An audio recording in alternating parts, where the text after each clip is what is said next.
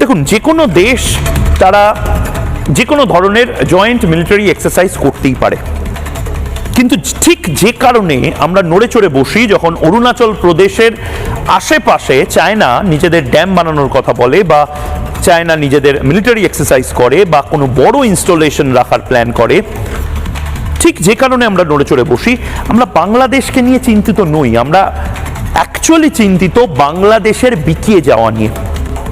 গোটা বাংলাদেশটা গিলে খাচ্ছে এই মুহূর্তে মার্কিন যুক্তরাষ্ট্র। যারা এখন বাচ্চাদের মতো লাফালাফি করছে, ভোটের জন্য যারা দৌড়াদৌড়ি করছে, তাদেরকেও এটা বোঝার অত্যন্ত জরুরি দরকার যে বাংলাদেশ আর স্বাধীন নেই। বাংলাদেশ হয়তো তার তৃতীয়, চতুর্থ, পঞ্চম যত নম্বরই হোক স্বাধীনতা পেয়েছিল আগস্ট মাসে, সেটা এই বাচ্চাগুলো অনুভব করে, এরা মনে করে যে তারা পেয়েছে। অ্যাকচুয়ালি তারা সবচেয়ে বড় পরাধীনতার জালে ফেসে গেছে।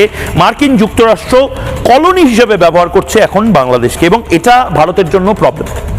কারণ আমরা চাই না খুব পাওয়ারফুল কোনো দেশ, অত্যন্ত পাওয়ারফুল আগ্রাসী কোনো শক্তি, তারা আমাদের এশিয়াকে এই মুহূর্তে একটা জটিল ভূরাজনৈতিক গন্ডগোলের মধ্যে নিয়ে যাক।